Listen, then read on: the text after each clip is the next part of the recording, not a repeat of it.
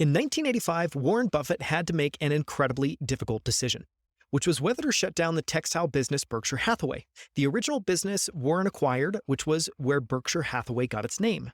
In today's episode, I break down that decision and why he ultimately closed the business with a summary of Warren Buffett's annual letter from 1985, entitled The Anxieties of Business Change. So why cover this?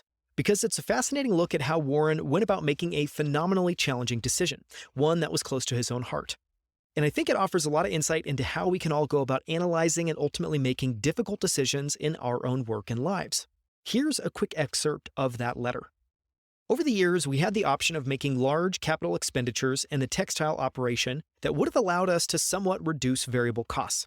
Each proposal to do so looked like an immediate winner. Measured by standard return on investment tests, in fact, these proposals usually promise greater economic benefits that would have resulted from comparable expenditures in our highly profitable candy and newspaper businesses.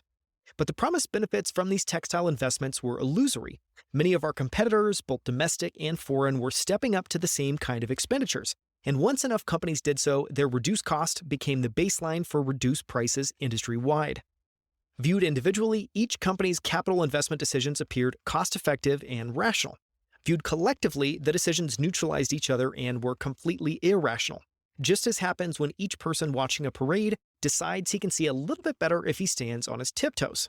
After each round of investment, all the players had more money in the game and returns remained anemic. Thus, we faced an miserable choice.